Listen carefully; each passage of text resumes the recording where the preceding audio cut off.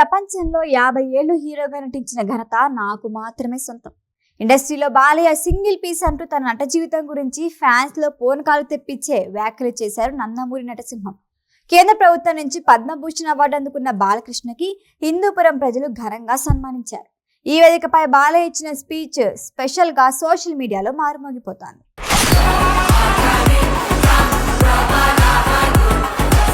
పద్మభూషణ్ పురస్కారం వచ్చిన సందర్భంగా నందమూరి బాలకృష్ణకి హిందూపురం వాసులు సన్మాన కార్యక్రమం ఏర్పాటు చేశారు. ఈ వేడుకకు భార్య వసుంధరతో కలిసి హాజరయ్యారు బాలయ్య.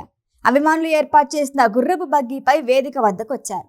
అనంతరం అభిమానులు నేతలంతా కలిసి బాలకృష్ణని ఘనంగా సత్కరించారు. సొంత నియోజకవర్గం హిందూపురానికి ఆయన చేసిన సేవలు గుర్తు చేసుకున్నారు. తమ అభిమాన నటుడికి నాయకుడికి పద్మభూషణ్ రావటం పట్ల సంతోషం వ్యక్తం చేశారు. ఆయన గొప్ప మానవతావాది అని, చిన్న పిల్లాడి మనస్తత్వం అని అభిమానం వ్యక్తం చేశారు. రాజకీయాలు, కళారంగంతో పాటు సేవా రంగంలో తనదైన ముద్ర వేశారని కొనియాడారు. అనంతరం ఈ వేదికపై మాట్లాడిన నటసింహం పవర్ఫుల్ స్పీచ్ ఇచ్చారు. హిందూపురం తనకి 2 పుట్టినిల్లు అన్నారు బాలయ్య. సినిమా ఈవెంట్ కు మించిన రీతిలో తన సన్మాన కార్యక్రమాన్ని అద్భుతంగా నిర్వహించారంటూ ధన్యవాదాలు తెలిపారు. నాకు పద్మభూషణ్ అవార్డు వస్తే మీరంతా దాన్ని వ్యక్తిగత విజయంలా భావించి పండుగలా జరుపుకోవటం ఆనందంగా ఉందన్నారు.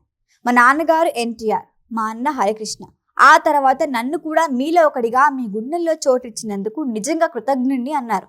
నాన్నగారి 100వ జయంతి వేడుకలు ఘనంగా జరగటం, నేను 3వసారి ఎమ్మెల్యేగా గెలవడం, బసవతారకం హాస్పిటల్ చైర్మన్ గా 15వ సంవత్సరంలోకి అడుగు పెట్టడంతో పాటు అఖండ, వీరసింహారెడ్డి, భగవంత్ కేసరి, ఢాకు మహారాజ్ లాంటి వరుస హిట్స్ అందుకోవటం, హీరోగా 50 ఏళ్లు పూర్తి చేసుకోవటం, వీటితో పాటు పద్మభూషణ్ రావటం ఎంతో సంతృప్తినిచ్చే విషయం అన్నారు. నీకెందుకంత పొగరు అని మాట్లాడతారు కొందరు.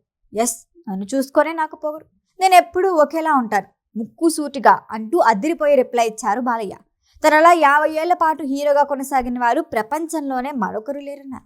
చాలా మంది మధ్యలో క్యారెక్టర్ ఆర్టిస్టులుగా మారిపోయారు, కానీ నేను హీరోగానే కొనసాగుతున్నాను అన్నారు. జీవితంలో 2వ ఇన్నింగ్స్ ఇప్పుడే ప్రారంభమైందన్న బాలకృష్ణ మరిన్ని మంచి సినిమాలు చేస్తాను అని హామీ ఇచ్చారు.